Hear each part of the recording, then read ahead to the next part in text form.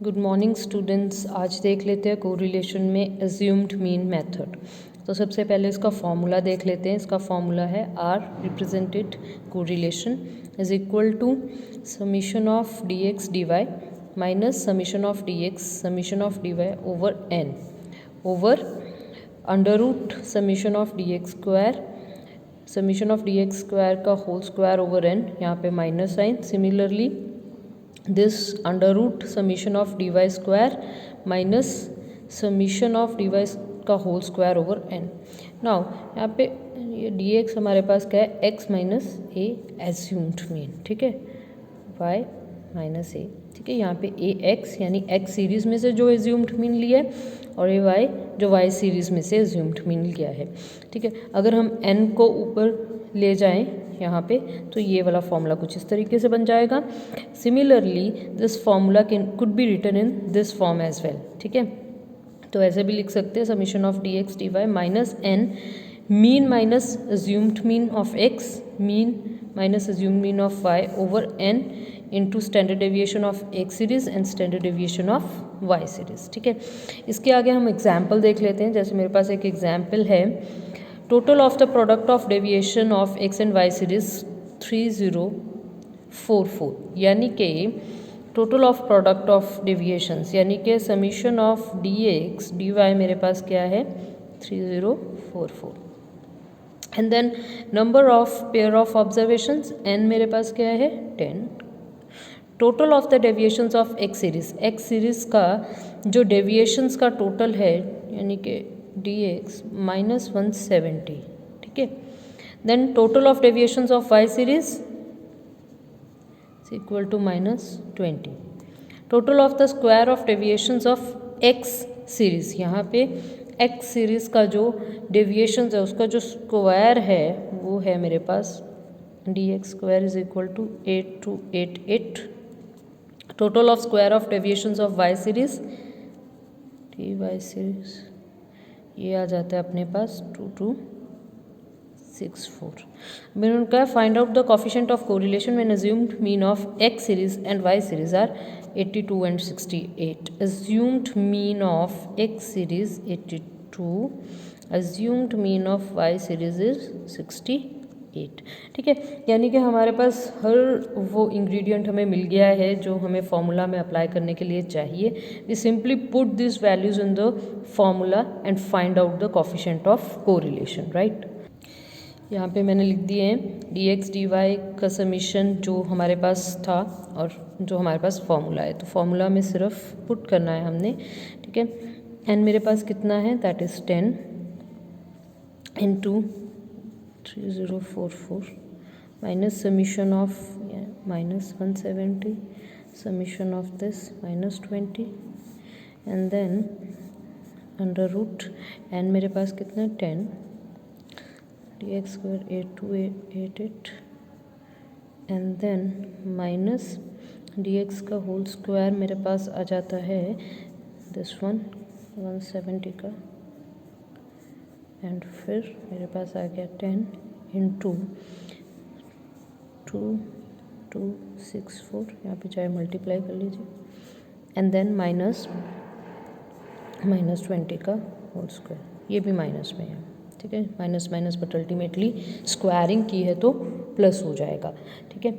And then इसको solve करेंगे तो आर मेरे पास आ जाएगा प्लस में 0784 and this is the coefficient of correlation. This is just normal calculations अगर आप करेंगे तो उसके बाद हमारे पास कोफिशिएंट ऑफ कोरिलेशन निकल आएगा, राइट।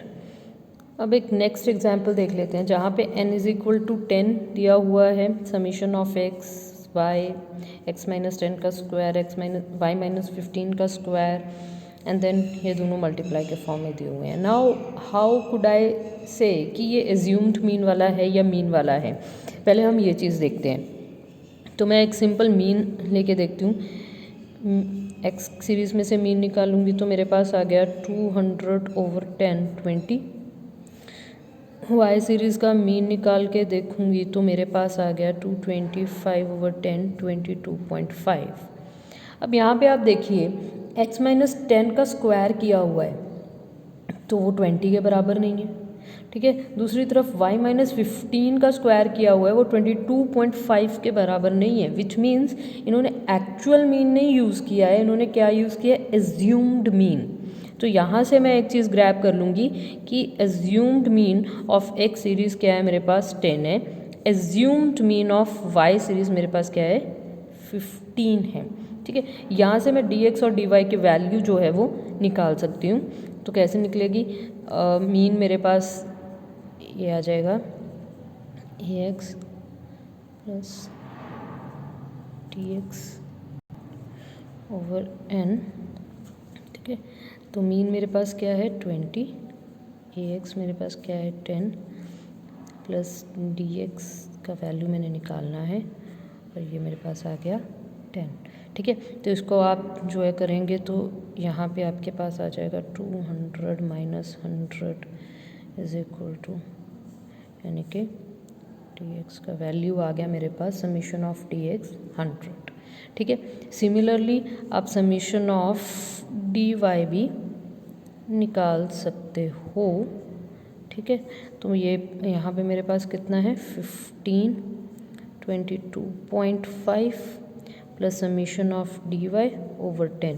तो यहाँ से समीशन ऑफ dy जो निकल जाएगा वो 75 निकल जाएगा। ठीक है, अब मेरे पास वो सब कुछ आ गया है, मिल गया है जो मुझे चाहिए था।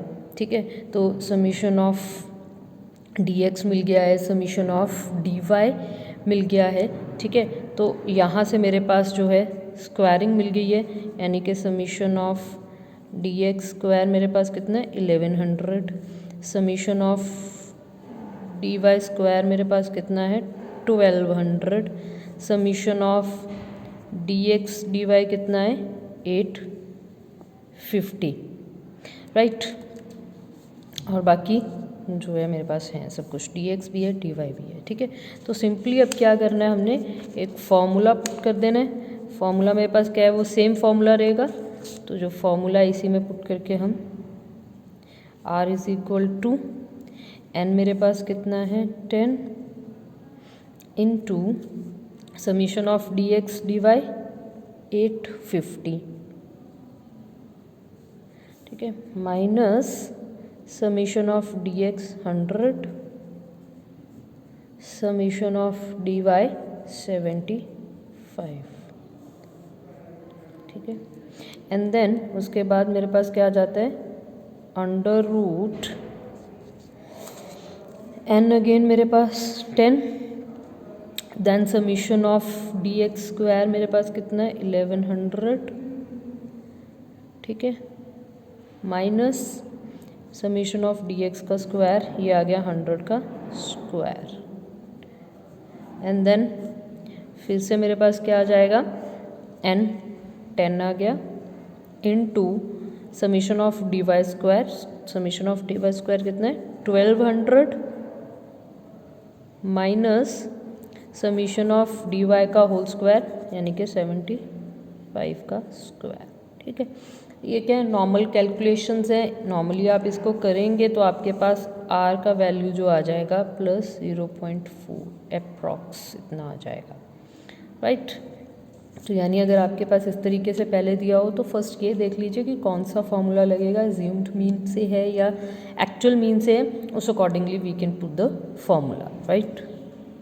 नाउ मेरे पास एक एग्जांपल है कि x और y सीरीज़ मुझे दे रखी है और उसका कोफिशिएंट ऑफ कोरिलेशन फाइंड करना है। तो इस केस में अब हम कैसे कर सकते हैं, ठीक है। सबसे पहले यहाँ पे मैं कुछ एज्यूम्ड मीन ले लेती हूँ। जैसे सपोज़ मैंने ये 400 एंड 140 एज्यूम्ड मीन ले लिया, ठीक है। अब यहाँ पे एक चीज़ और भी है, जो मैं dx निकालूंगी that will be x minus 400 over 100, क्योंकि ये सारी सीरीज़ में मेरे पास 100 एक कॉमन फैक्टर निकल रहा है, तो वो मैं बाहर निकालूंगी सो दैट मेरी कैलकुलेशंस जो हैं वो ईजी हो जाएं। सिमिलरली dy जो है y माइनस 140 ओवर 5 हो जाएगा, ठीक है। तो इस तरीके से अगर मैं dx निकालती हूँ तो 100 माइनस 400 ओवर, ठीक है, 100 मेरे पास क्या आ जाएगा -3 एंड देन -2 -1 0 एंड देन +1 +2, ठीक है। सिंपली जैसे यहाँ पे x क्या है 500, 500 माइनस 400 ओवर 100 कितना आ गया मेरे पास +1, 100 ओवर 100 कैंसिलेशन हो जाएगा। ठीक है, अब मेरे को dx स्क्वायर निकालना है तो 941,014 आ जाएगा मेरे पास। तो यहाँ पे समीशन ऑफ dx मेरे पास क्या बन गया -3 and summation of dx square मेरे पास बन गया 19, एन मेरे पास कितने 6। ठीक है, 1 2 3 4 5 6 एन मेरे पास 6 है। अब हम y का भी देख लेते हैं। y में मैंने क्या किया है, अज्यूम मीन जो 140 लिया ओवर 5, तो जैसे अगर ये है तो 110 माइनस 140 ओवर 5, यानी कि मेरे पास ये कैलकुलेट करके आ जाएगा -6। ठीक है, इट्स सिंपल। जैसे 110 माइनस 140 ओवर 5 तो -30 ओवर 5, तो क्या आ गया -6 आ गया। ठीक है, सिमिलरली ये आ जाएगा -4 -1 and then 0 and then 4 and then 5।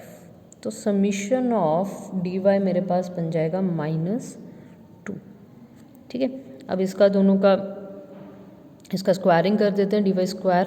ठीक है, 36 16 1 0 16 25, तो summation of D Y square बन जाएगा 94। ठीक है, अब लास्ट मेरे पास D x into D Y, 6 into 3 18, plus में आएंगे ये भी 8 1 0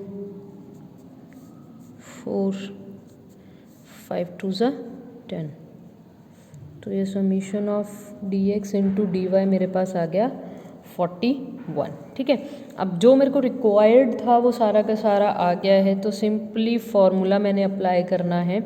तो फॉर्मूला हमारे पास क्या है, वही सेम फॉर्मूला है, n into D x D Y minus summation of D x D Y, summation of D x summation of D Y. ठीक है, और उसके बाद under root n into summation of D x square minus summation of D x का whole square, again under root n into summation of D Y square minus summation of D Y का whole square. तो n मेरे पास कितना है 6 into D x D y मेरे पास कितना है 41 माइनस डी एक्स समीशन कितना है -3, डी वाई का है -2 and then under root 6 into summation of D x square 19 minus d x का होल स्क्वायर -3 का square under root n is 6 summation of D Y square 94 minus अपने पास D Y कितना है -2 का स्क्वायर। तो ये सिंपल कैलकुलेशन है। कैलकुलेशन करने के बाद इसमें हमारे पास आ जाएगा 0.9897। ठीक है, तो इस तरीके से हम कोफिशिएंट ऑफ कोरिलेशन निकाल सकते हैं, कैलकुलेट कर सकते हैं। मेरे पास एक एग्जाम्पल है जिसमें क्या है, age, number of persons and blinds, ये 3 चीज़ें दी हुई हैं। ठीक है, और मेरे को कहा गया है कि कोफिशिएंट ऑफ कोरिलेशन निकालिए बिटवीन एज एंड ब्लाइंडनेस। ठीक है, तो अब सबसे पहले तो इस डेटा में अगर हम देखें तो एज के साथ साथ हमें जो नंबर ऑफ पर्सन्स दिए हुए हैं वो अलग अलग दिए हुए हैं, जिसमें से नंबर ऑफ ब्लाइंड्स दिए हुए हैं। ठीक है, तो सबसे पहले मेरे को क्या करना पड़ेगा, ये एक सार करने पड़ेंगे। ठीक है, कि अगर ये एज ग्रुप में से 100 हैं, 100 में भी 1000 लिए हुए हैं, तो ये 1 लाख बन गए। 1 लाख में से जो है 55 है। दूसरा मेरे पास जो डाटा दिया हुआ है वो 60,000 में से 40 हैं, एंड तीसरा डाटा जो दिया हुआ है 40,000 में से 40। तो अब ये कभी लाख में से है, 60,000 में से है, एंड देन 40,000 में से, तो ये यहाँ पे मेरे को एक जो है तरीके का करना पड़ेगा।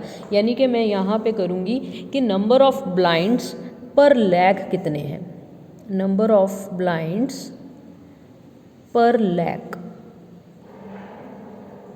ठीक है, वो हम कैसे निकालेंगे, 55 ओवर, यहाँ पे 55 है, ओवर 1 लाख, ठीक है,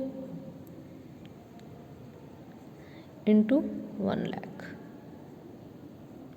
ठीक है। तो यहाँ पे क्या आ गया 55 ही आ गया। अब ये 40 कितने में से है 60,000 में से, 60,000 इंटू 1 लाख, तो ये आ गया 67। And then 40 out of 40,000 into 1 lakh, तो ये आ गया 100। And then 40 over 36,000 into 1 lakh, ये कितना आ गया 111। एंड देन 36 ओवर मेरे पास आ गया 24,000 इंटू 1 लाख, तो ये 150 आ गया। And then 22 over 11,000 into 1 lakh, तो ये मेरे पास आ जाएगा, दैट विल बिकम 200, ठीक है। सिमिलरली इन दोनों को भी करेंगे तो मेरे पास आ जाएगा 300 एंड 500। तो नंबर ऑफ ब्लाइंड्स मेरे पास ऐसे निकल गए। अब यहाँ पे क्या करना है हमने, तो एज मेरे पास जो है, एज का मैं क्या लूँगी, मिड वैल्यूज़ ले लूँगी, ठीक है। एज की क्या ले लूँगी, मिड वैल्यूज़। तो मिड वैल्यूज़ मेरे पास क्या आ गई, that is age 5, 15, 25, 35, 45, 55, 65 and then 75। दूसरी तरफ नंबर ऑफ ब्लाइंड्स पर लैख मेरे पास कितने आ गए, पर लैख, दैट इज 55, 67, 100, 111, 150, 200, 300 एंड 500। तो अब ये मेरे पास दो जो है एक इंडिविजुअल सीरीज़ की तरह बन गया, ये x बन गया जैसे ये y बन गया। तो सिंपली इसको हम जो है अज्यूम्ड मीन लेके सेम फॉर्मूला लगा के इसको हम कैलकुलेट कर सकते हैं। विच मीन्स कि अगर मेरे पास कुछ ऐसा, जैसे ये कॉन्टीन्यूस सीरीज़ में दे रखा है या कुछ इस तरीके का डाटा है, तो पहले मुझे डाटा को न्यूट्रलाइज करना पड़ेगा। और अगर कंटिन्यूस सीरीज़ है तो x मेरे पास मिड वैल्यूज़ आएंगी और बाकी का जो है वो मेरे पास सेम रहेगा। So that's all about the lecture. Thank you very much.